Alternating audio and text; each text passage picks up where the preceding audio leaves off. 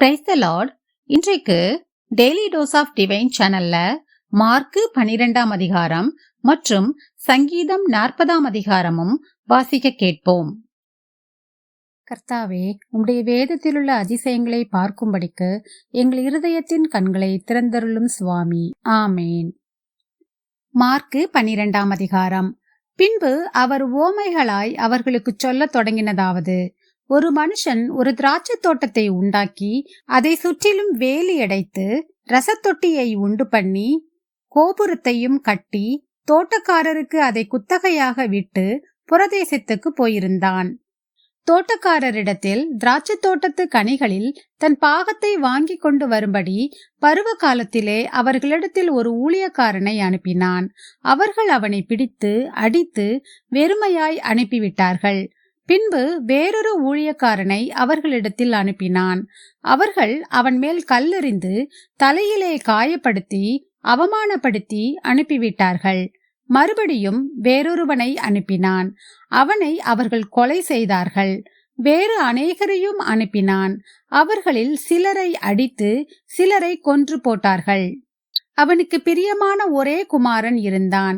என் குமாரனுக்கு அஞ்சுவார்கள் என்று சொல்லி அவனையும் கடைசியிலே அவர்களிடத்தில் அனுப்பினான். தோட்டக்காரரோ, இவன் சுதந்திரவாளி, இவனை கொலை செய்வோம் வாருங்கள், அப்பொழுது சுதந்திரம் நம்முடையதாகும் என்று ஒருவரோடொருவர் சொல்லிக்கொண்டு அவனை பிடித்து கொலை செய்து திராட்சை தோட்டத்துக்கு புறம்பே போட்டுவிட்டார்கள். அப்படி இருக்க திராட்சை தோட்டத்துக்கு எஜமான் என்ன செய்வான்? அவன் வந்து அந்த தோட்டக்காரரை சங்கரித்து திராட்சை தோட்டத்தை மற்றவர்களுக்கு ஒப்பு கொடுப்பான் அல்லவா? வீடு கட்டுகிறவர்கள் ஆகாதென்று தள்ளின கல்லே மூலைக்கு தலைக்கல்லாயிற்று. அது கர்த்தராலே ஆயிற்று. அது நம்முடைய கண்களுக்கு ஆச்சரியமாயிருக்கிறது என்று எழுதியிருக்கிற வாக்கியத்தை நீங்கள் வாசிக்கவில்லையா என்றார். இந்த ஓமையை தங்களை குறித்து சொன்னார் என்று அவர்கள் அறிந்து அவரை பிடிக்க வகை தேடினார்கள். ஆனாலும் ஜனத்துக்கு பயந்து அவரை விட்டு போய்விட்டார்கள். அவர்கள் பேச்சிலே அவரை அகப்படுத்தும்படிக்கு பரிசேயரிலும் ஏரோதியரிலும் சிலரை அவரிடத்தில் அனுப்பினார்கள்.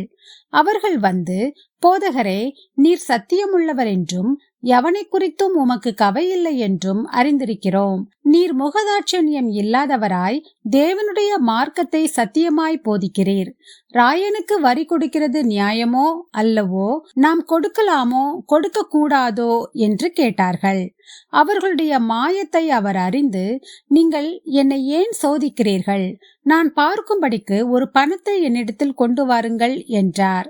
அவர்கள் அதை கொண்டு வந்தார்கள். அப்பொழுது அவர், இந்த சுரூபமும் மேலெழுத்தும் யாருடையது என்று கேட்டார். ராயனுடையது என்றார்கள். அதற்கு இயேசு, ராயனுடையதை ராயனுக்கும் தேவனுடையதை தேவனுக்கும் செலுத்துங்கள் என்றார். அவர்கள் அவரை குறித்து ஆச்சரியப்பட்டார்கள். உயிர்த்தெழுதல் இல்லை என்று சாதிக்கிற சதுசேயர் அவரிடத்தில் வந்து, போதகரே, ஒருவனுடைய சகோதரன் சந்தானமில்லாமல் தன் மனைவியை விட்டு இறந்து போனால் அவனுடைய சகோதரன் அவன் மனைவியை விவாகம் பண்ணி தன் சகோதரனுக்கு சந்தானம் உண்டாக்க வேண்டுமென்று மோசே எங்களுக்கு எழுதி வைத்திருக்கிறாரே. இப்படி இருக்க 7 பேர் சகோதரர் இருந்தார்கள். மூத்தவன் ஒரு பெண்ணை விவாகம் பண்ணி சந்தானமில்லாமல் இறந்து போனான். 2ஆம் சகோதரன் அவளை விவாகம் பண்ணி அவனும் சந்தானமில்லாமல் இறந்து போனான். 3ஆம் சகோதரனும் அப்படியே யானான். 7 பேரும் அவளை விவாகம் பண்ணி சந்தானமில்லாமல் இறந்து போனார்கள். எல்லாருக்கும் பின்பு அந்த ஸ்திரீயும் இறந்து போனாள். ஆகையால் உயிர்த்தெழுதலில் அவர்கள் எழுந்திருக்கும் போது அவர்களில் எவனுக்கு அவள் மனைவியாயிருப்பாள்? 7 பேரும் அவளை மனைவியாக கொண்டிருந்தார்களே என்று கேட்டார்கள். இயேசு அவர்களுக்கு பிரதியுத்தரமாக, நீங்கள் வேத வாக்கியங்களையும் தேவனுடைய வல்லமையையும் அறியாததினால் அல்லவா தப்பான எண்ணம் கொள்ளுகிறீர்கள்? மரித்தோர் உயிரோடு எழுந்திருக்கும் போது கொள்வனையும் கொடுப்பனையும் இல்லை. அவர்கள் பரலோகத்தில் இருக்கிற தேவ தூதரை போல் இருப்பார்கள்.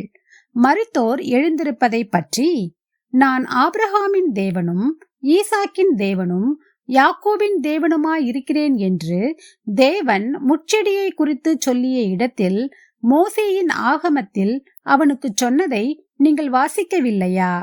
அவர் மரித்தோருக்கு தேவனாயிராமல் ஜீவனுள்ளோருக்கு தேவனாயிருக்கிறார். ஆகையால் நீங்கள் மிகவும் தப்பான எண்ணம் கொள்ளுகிறீர்கள் என்றார். வேதபாரகரில் ஒருவன் அவர்கள் தர்க்கம் பண்ணுகிறதை கேட்டு அவர்களுக்கு நன்றாய் உத்தரவு சொன்னார் என்று அறிந்து அவரிடத்தில் வந்து, கற்பனைகளில் எல்லாம் பிரதான கற்பனை எதுவென்று கேட்டான். இயேசு அவனுக்கு பிரதித்திரமாக, கற்பனைகளில் எல்லாம் பிரதான கற்பனை எதுவென்றால், இஸ்ரவேலே கேள், நம்முடைய தேவனாகிய கர்த்தர் ஒருவரே கர்த்தர். உன் தேவனாகிய கர்த்தரிடத்தில் உன் முழு இருதயத்தோடும் உன் முழு ஆத்துமாவோடும் உன் முழு மனதோடும் உன் முழு பலத்தோடும் அன்பு கூறுவாயாக என்பதே பிரதான கற்பனை.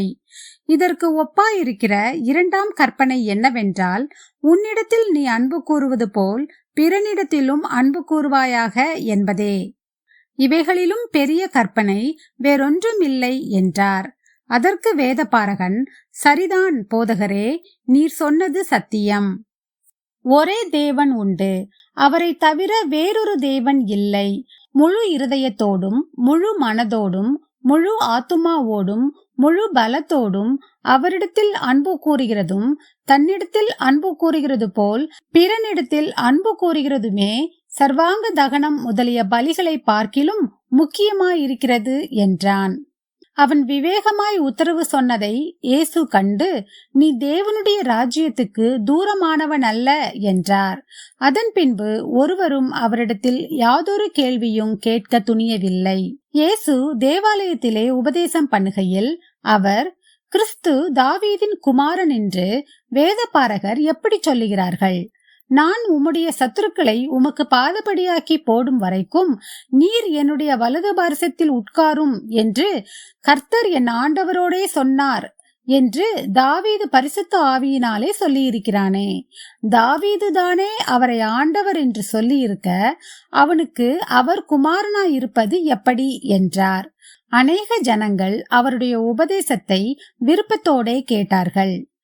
பின்னும் அவர் உபதேசம் பண்ணுகையில் அவர்களை நோக்கி, நீண்ட அங்கிகளை தரித்து கொண்டு திரியவும், சந்தை வெளிகளில் பந்தனங்களை அடையவும், ஜப ஆலயங்களில் முதன்மையான ஆசனங்களில் உட்காரவும், விருந்துகளில் முதன்மையான இடங்களில் இருக்கவும் விரும்பி விதவைகளின் வீடுகளை பட்சித்து பார்வைக்கு நீண்ட ஜபம் பண்ணுகிற வேதபாரகரை குறித்து எச்சரிக்கையாயிருங்கள், அவர்கள் அதிக ஆக்கினையை அடைவார்கள் என்றார். இயேசு காணிக்கை பெட்டிக்கு எதிராக உட்கார்ந்து ஜனங்கள் காணிக்கை பெட்டியில் பணம் போடுகிறதை பார்த்து கொண்டிருந்தார். ஐஸ்வர்யவான்கள் அநேகர் அதிகமாய் போட்டார்கள்.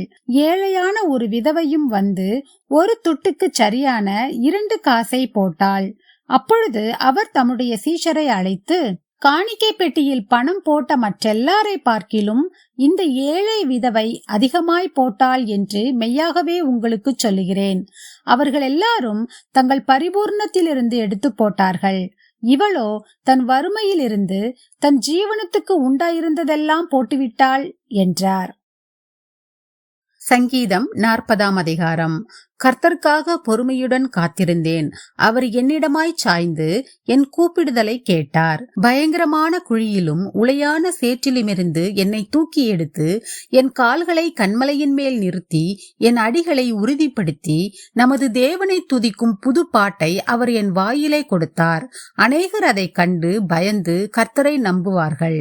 அகங்காரிகளையும் பொய்யை சார்ந்திருக்கிறவர்களையும் நோக்காமல் கர்த்தரையே தன் நம்பிக்கையாக வைக்கிற மனுஷன் பாக்கியவான்.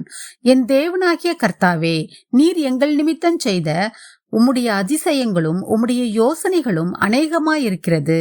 ஒருவரும் அவைகளை உமக்கு விவரித்து சொல்லி முடியாது.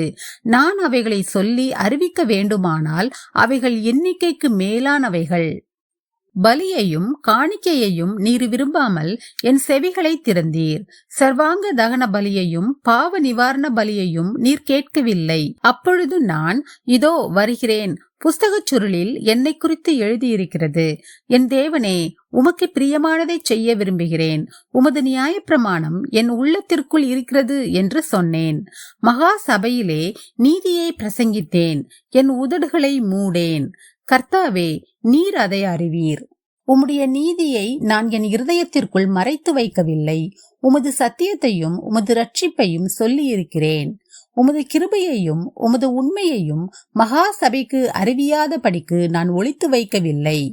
கர்த்தாவே, நீர் உம்முடைய இரக்கங்களை எனக்கு கிடையாமற் போக பண்ணாதேயும். உமது கிருபையும் உமது உண்மையும் எப்பொழுதும் என்னை காக்க கடவது. எண்ணிக்கைக்கு அடங்காத தீமைகள் என்னை சூழ்ந்து கொண்டது. என் அக்கிரமங்கள் என்னை தொடர்ந்து பிடித்தது. நான் நிமிர்ந்து பார்க்க கூடாதிருக்கிறது. அவைகள் என் தலைமயிரிலும் அதிகமாயிருக்கிறது. என் இருதயம் சோர்ந்து போகிறது. கர்த்தாவே, என்னை விடுவித்தருளும். கர்த்தாவே, எனக்கு சகாயம் பண்ண தீவிரியும். என் பிராணனை அழிக்க தேடுகிறவர்கள் ஏகமாய் வெட்கி நாணி, எனக்கு தீங்கு செய்ய விரும்புகிறவர்கள் பின்னிட்டு லட்சை அடைவார்களாக. என் பேரில் ஆ ஆ ஆ ஆ என்று சொல்லுகிறவர்கள் தங்கள் வெட்கத்தின் பலனை அடைந்து கைவிடப்படுவார்களாக. உம்மை தேடுகிற அனைவரும் உமக்குள் மகிழ்ந்து சந்தோஷப்படுவார்களாக. உம்முடைய ரட்சிப்பை விரும்புகிறவர்கள் கர்த்தருக்கு மகிமை உண்டாவதாக என்று எப்பொழுதும் சொல்வார்களாக. நான் சிறுமையும் எளிமையுமானவன். கர்த்தரோ என் மேல் நினைவாயிருக்கிறார். தேவரீர் என் துணையும் என்னை விடுவிக்கிறவருமாயிருக்கிறீர். என் தேவனே, தாமதியாதேயும். ஆமேன். நாம் ஜெபிப்போம். அன்புள்ள இயேசு சுவாமி, இந்த அருமையான காலை வேலையை தந்ததற்காக உமக்கு கொடான கொடி நன்றி ஏசப்பா. எங்களுடைய ஆயுசு நாளில் ஒரு நாளை கூட்டி சேர்த்த தயவுக்காக உமக்கு நன்றி ஏசப்பா. இந்த நாளையும் உம்முடைய கரத்திலே ஒப்பு கொடுக்கிறோம். இந்த நாள் முழுவதிலும் நீர் எங்களோடு கூடவே இருந்து எங்களை பாதுகாத்து எங்களை வழி நடத்த வேண்டுமாறு ஜெபிக்கிறோம் அப்பா. உமது கிருபையும் உமது உண்மையும் எப்பொழுதும் என்னை காக்க கடவது என்று தாவீது ராஜா சொல்லியிருக்கிறது போல உமது கிருபையும் தயவும் எப்பொழுதும் எங்களுக்கு கிடைக்க வேண்டுமாறு ஜெபிக்கிறோம் அப்பா. மீதியான நேரம் ஒவ்வொன்றையும் நீங்க பொறுப்படுத்திக் கொள்ளுங்க, வழி நடத்துங்க. இயேசு கிறிஸ்துவின் மூலமாக ஜெபம் கேளும் எங்கள் ஜீவன் உள்ள நல்ல பிதாவே, ஆமேன். என் ஆத்துமாவே கர்த்தரை ஸ்தோத்திரி, என் முழு உள்ளமே அவருடைய பரிசுத்த நாமத்தை ஸ்தோத்திரி. என் ஆத்துமாவே கர்த்தரை ஸ்தோத்திரி, கர்த்தர் செய்த சகலோபகாரங்களையும் மறவாதே. ஆமேன், ஆமேன். நாம் அடுத்த நாள் வேத வாசிப்பில் சந்திப்போம். God bless you.